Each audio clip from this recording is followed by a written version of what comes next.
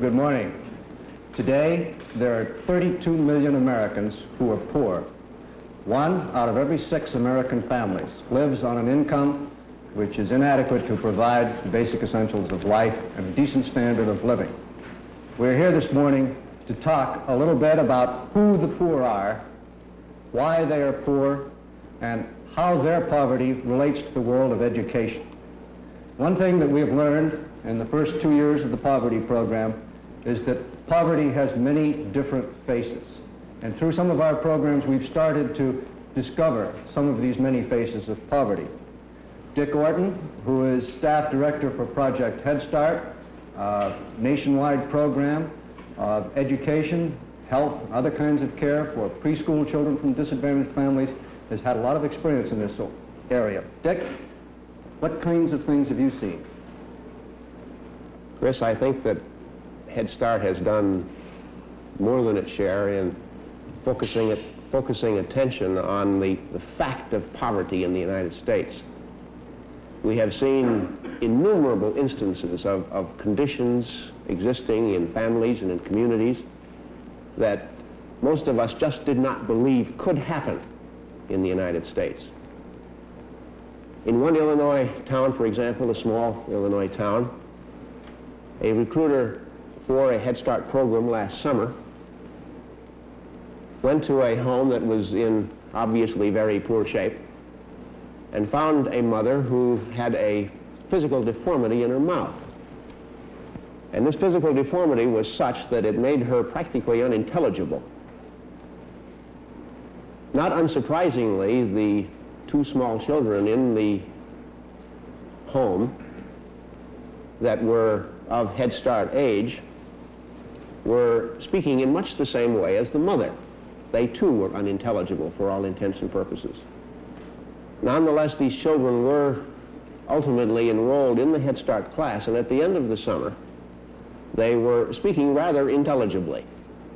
So intelligibly, as a matter of fact, that they were able to go to the regular school in that community.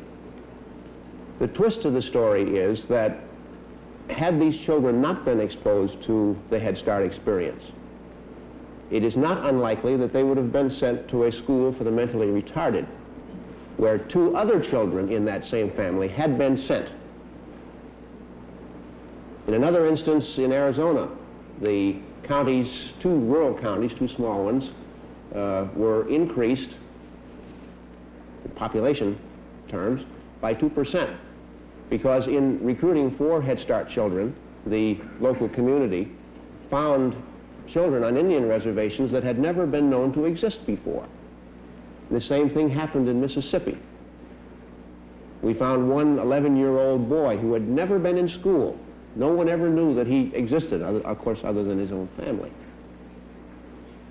These are not isolated instances. These are not incidents that occur only in Mississippi or only in Appalachia or only in large urban areas. They can happen anywhere. As a matter of fact, there are, according to the Office of Education estimates, about 1 million children at age 3, and 1 million at age 4, and 1 million at age 5 that would meet most definitions of poverty. Thank you very much, Dick. Stan Salette, who is sitting on my left, is one of the earliest members of the poverty program back in the early task force days and is now director of the Education Division of the Community Action Program, which makes grants for local organizations to carry out programs to eliminate poverty. Stan? Chris, I'd like to go to the other end of the spectrum from Head Start and give you an example of the problem of poverty with adults. We often hear a statistic that there are 11 million adult illiterates in this country today. The United States does not have the lowest illiteracy rate in the world. But this statistic, just like the statistic on Head Start, doesn't mean anything unless you go deeper. I think we have to go deeper, particularly with the adult illiterate, and talk a little bit about attitudes.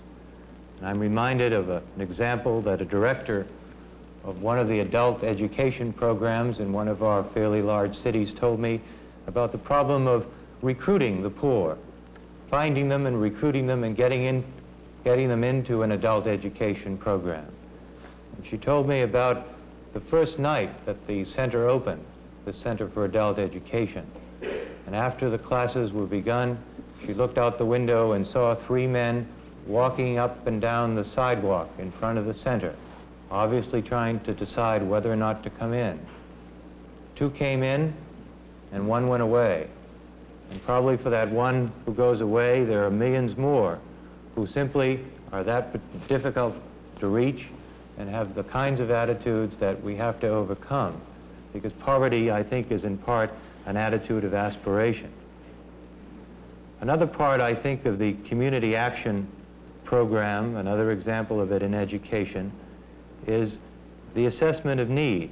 And this, too, reveals a face of poverty in education in this country. We often think as educators that we know what poverty is, that we know what the needs of the community are. But again, I'm reminded of an example in another large city where through the community action program, the school system went out into the community and sent, in fact, poor people, hired poor people to go out in the community as community workers to try to find out what were the educational needs of this poor community. And they found something that they had not expected. They found not an adult education program desired, not an after-school study center, not even a Head Start program.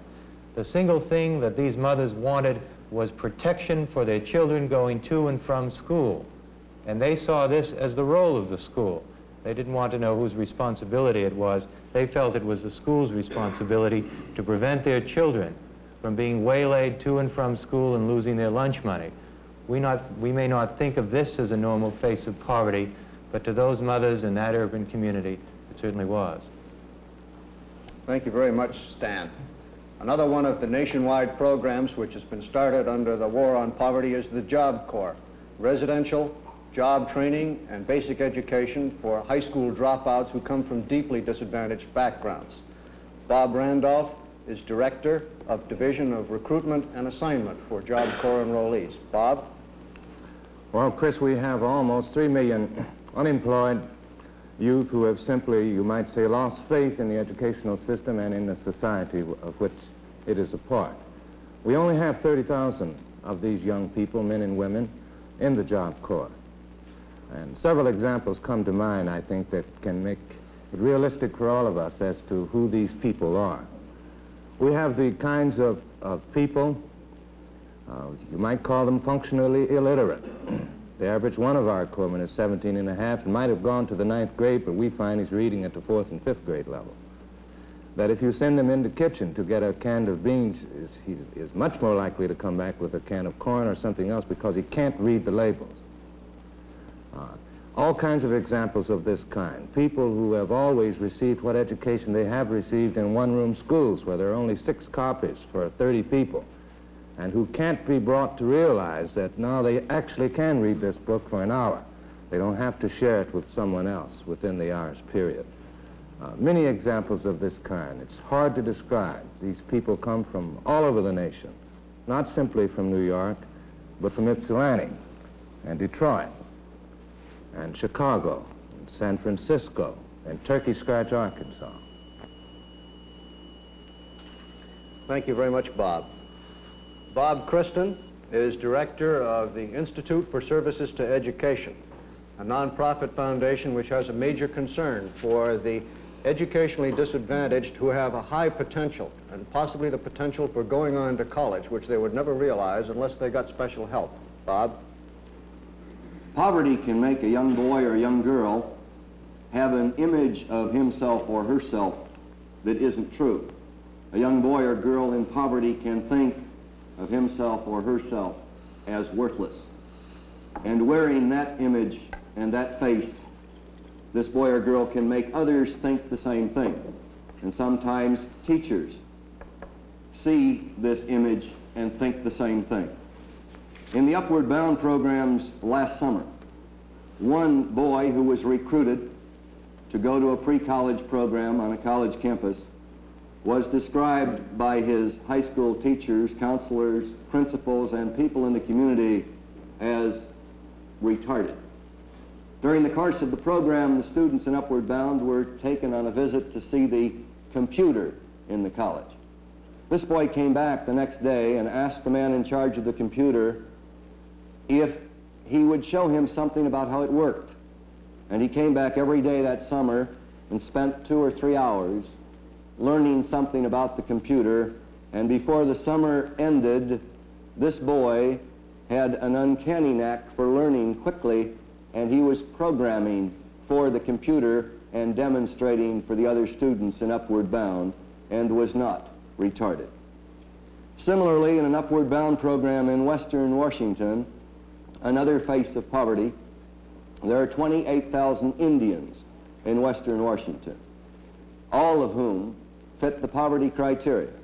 In recruiting for Upward Bound, they were looking for 11th or 12th grade Indians, and they discovered only 27 who had reached either 11th or 12th grade.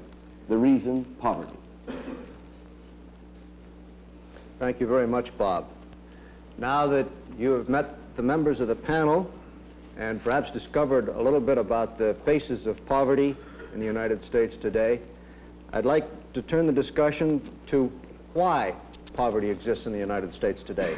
Some people allege that poor people are living in poverty because they're happy that way, or else because they're lazy, or shiftless, or indigent, or undeserving, and therefore they represent a kind of person whom really doesn't merit our concern, our understanding, our efforts for help. I think that perhaps one of the important factors that's overlooked here is that out of 32 million people in the United States today who are poor, 16 million are under the age of 18. I think this raises a question of whether we want to cross off Americans who haven't yet reached their 19th birthday as already being undeserving. I'd like to ask Bob Randolph a little bit more about why kids come into the Job Corps. What kind of boys get there? What is it in their background that makes them candidates for Job Corps instead of being in school? Well, there are several things that come into mind. If you are unfortunate enough to be born in Appalachia in the Kentucky mountains, the odds are that there are not schools in your neighborhood, that you've never heard of a library, that one or both of your parents are gone. And so the poverty of resources in certain areas of the country that are found in some of the areas of the large cities as well as in rural areas almost guarantees that a person is a suitable candidate for the Job Corps. Or if you're unfortunate to live in an area subject to all kinds of economic deprivation, that formerly was a one industry area. The industry now has left, so that there's not opportunity, economic opportunity, to provide the necessary resources that we all need. These are invariably excellent candidates for the Job Corps. Or if you're unfortunate enough to be born into a family that does not have a head, or that the head of the family is a woman who considers her family responsibility seriously. In other words, she stays home and takes care of the children, but there's no income. The odds are, once one reaches the teenage period, one will seek work rather than stay in school because one wants to help out. These are good, I think, candidates for the Job Corps. Dick, in Project Head Start, one of the major aims is to involve the parents of the families directly in the programs involving the children. Why is this? Is there some special concern here for the parents as well? Absolutely. The main reason for this concern is the fact that it is axiomatic, it seems, that a child will lose very quickly what he may pick up in a Head Start classroom if he goes back to an environment where what he has learned is simply not accepted. Generally speaking, Head Start children who are Head Start children simply because their families are poor, the principal problem is that their parents are not educated, and as a consequence, the concept of education is an unfamiliar one to many of them. And what we are interested in doing is raising up the level of the whole family through the medium of reaching the children. What you're saying then is that poverty is in some ways born into people the day that they are born. People are literally born into poverty Definitely. in some sense. Stan, do you find that in the community action programs, and how? Yes, Chris, I think that there's certainly this cyclical or cyclical pattern that I think many observers of social science background have observed over the past decades, that poverty tends to be inherited from family to family to family, and that when we talk about being born into poverty, we're essentially talking about the whole cultural aspect of education. I think we often tend to limit education too narrowly to mean school, and here we're talking about education, I think, in a much wider sense. We're talking about the total environment in which and through which a child matures. And this certainly we found in the Community Action Program to be a highly relevant factor. If I may, Chris, I'd like to throw in another way of cutting this poverty and education relationship in terms of not only where a child is born in family situations, but I think as Dr. Randolph talked about, as Bob talked about, where a child is born geographically. This is very important. We have a great gap in the investment in education in this country. There's a great gap between the per pupil expenditure of over $900 in New York City and the per pupil expenditure in some places in the southern parts of this United States. Perhaps a way of specifying this a little bit more is to say that a child who is born in poverty, if one puts it in this geographical and lack of educational expenditure sense, he's likely to go to a school which has a less experienced teaching staff and administrative staff. He's likely to go to schools where the facilities are poor, that have very few specialized programs, where the curriculum is out of date, where there is less parent involvement in the school, where there is no PTA, where there's greater racial segregation, where there's few community and cultural resources or recreational resources. I think all these things have to be seen as contributing factors through education, contributing to poverty. Bob, Kristen, you started to mention when you talked before about aspirations and how children who have been brought up or who have been born into poverty often have low values which they place on themselves. They don't come to think of going to college. How does this fit in with the way that they're grown up? Is this passed on to them by their parents, or how does this? I think this image comes probably, first of all, from the geographical location where they were born, from the family they're born into, and then as they begin to meet society and come to school and find it difficult to learn because the problems of poverty have not been taken care of, and therefore learning is not made possible. The student, for instance, who needs glasses and doesn't know it isn't going to be very well motivated to learn in school, and he doesn't know why. And this is especially bad when the school system doesn't try to find that out. I think by somewheres like 4th or 5th grade, if his reading ability is not at that level, he finds it difficult to communicate in school with the teacher. He finds it difficult to communicate with some of his own playmates. He begins to develop an image of himself, that he's worthless, that there isn't any hope, that there's no reason for him to try to better himself because there's no place he can go. And he may see that his parents could not go any place, and therefore he's not going to be able to. And there is nothing for him in school because of that attitude which has been developed in the entire community and sometimes in the school itself. An example is in one of our urban ghetto schools, almost totally Negro. A young man went in to teach 4th and 5th grade students and was told that he couldn't do much with them because some of them were probably psychotic and the others were emotionally disturbed in one way or another, and the best thing he could do is to try to maintain some kind of order. The classroom was in a basement in what had once been the room in which coal was kept, and it was also next to one of the restrooms. It was never meant to be a classroom, and into this room were crowded 60 Negro boys and girls. He read to them. He read them stories that are taught and assigned in our colleges. He read Ernest Hemingway's short stories. And these young students were very much excited and couldn't wait till the next day when he would read again. And finally, he had them reading, beginning with Hemingway's The Old Man and the Sea, and he said there was only one problem in vocabulary. They didn't know who the great DiMaggio was. He helped them read, and he read to them, and then they read on their own, and they got so excited about what was going to happen next that without knowing it, they took the book home and they were reading.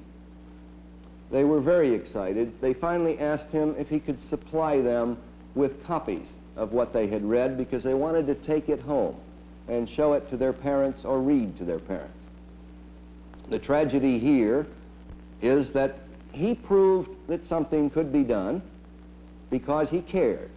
The tragedy is that he was fired at the end of the year for some reason which was not the real reason, because the real reason seems to be that if he walked into that school that said you can't do anything and where they weren't doing anything and he did it, it's awfully difficult for the teachers who had been there all that time to keep him there as an object lesson to them. So they got him out. Is it kind of funny that some of these children from poor families seem to have very low aspirations and yet at the same time a great hunger once they've been stimulated to see a kind of imaginative kind of literature that they've never seen before, or a new way of approaching problem, or a new door opened? Is this something that seems to be characteristic of poor children? Bob? I think that if one could say anything about the Upward Bound programs that we've already had in this country, there's only one kind of common denominator that accounts for the success that has been achieved. And that common denominator is, for the students who were there, that those involved in the staff, those who were teaching and living in the dormitories with them and working with them, cared about them. I don't know how you tell whether or not they care, but the students can tell very quickly and very easily. And I think that's one way of raising their aspirations, by caring, by giving them other choices, by opening up doors and showing them something they've not seen before, by trying one thing, and if it doesn't work, trying another, by being diverse, by experimenting, by giving one's self in this effort, and not out of any missionary zeal, but from what I've observed from all the teachers in Upward Bound that I've seen, they're teaching not out of a missionary zeal, but because they find this so satisfying and so exciting to see what can happen with poverty young men and young women when somebody works with them and cares. Bob, what about Job Corps kids? I think one of the things that we're observing in Job Corps actually illustrates the matter of aspirations and how low that they can be, and the difficult task that we're having right now in practically every center in persuading especially Negro youngsters that this is no longer true. The problem that we run into is when the time comes for graduation, when a person has actually acquired skills that are marketable. It's actually convincing this kid that someone is going to hire him, you see, and that this employer is serious, dead serious. Because we're finding increasingly, one of the main reasons many of these young people are dropouts is because their brother above them was not a dropout, but he couldn't get a job either. And so they cannot see, why should they remain here when my brother and my sister did finish school? In other words, I'm saying that aspirations must be backed up by demonstrable facts in the communities, in the kinds of programs that Stan Salette and his group are working on. It does no good simply to bring a person to the point of entrance if the entrance is not a real one. On the other hand, those aspirations are real and they are there.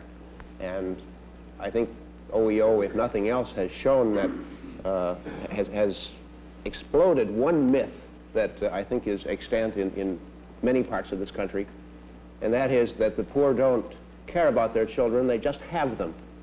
And the example, I think, of Head Start is stark here because, as I said, we have applications on hand right now for almost 600,000 children. And there's going to be very little difficulty in the communities finding these children as far as we've been able to determine. And if the funds were available, we could probably have more children. And these are children who are being brought into the Head Start program by their parents. They're not being forced in. This is not a mandatory kind of situation. The parents want this for their children. And our objective is to see not only that they get it, but that these aspirations that might be kindled by such things as Head Start and Job Corps are sustained. Stan, you indicated earlier that some people at least seem to be kind of suspicious of poverty program projects and unwillingness to enroll. The man who walked away from the adult education program. Have you got any more evidence like that? Is there a problem in poor people? Do some of them have troubles being forthcoming to services that are available? How do they react? Well, I think one has to see the problem of aspiration in terms of this age spectrum. That generally we found that it's a lot easier, or you get faster results with younger children, because they don't have built up in them, the younger that you go, they don't have built up in them a sense of failure or a sense of lack of success. I think that as you get higher up the age spectrum, you run into much greater difficulties. I think this is true in the Job Corps. If you compare the Job Corps population with some of the younger populations that we're working with. And then as you get up into the adult population, it's even more true. We have found that when you're dealing with the adult illiterate, the programs are more expensive, they're more intensive. You just simply can't open up an adult education center and expect people to come in.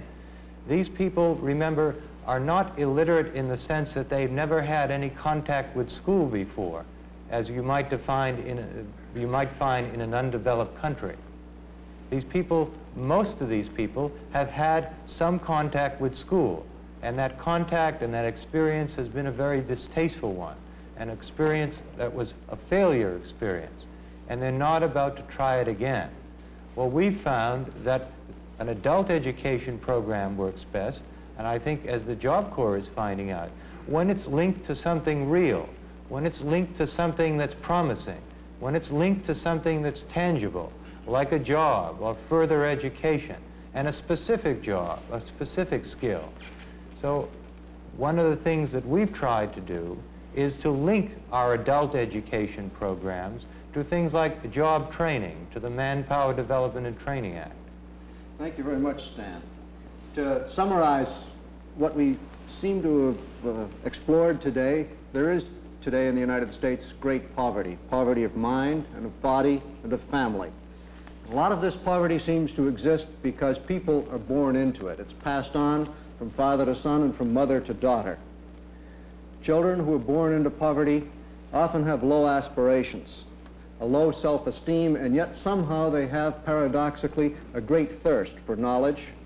And somehow, if you can catch them at the 3, 4, and 5-year-old level, that thirst is undiminished. The older that they get, the more suspicious that they get of the social institutions, the school systems, the other kinds of people with whom they deal. Thank you very much.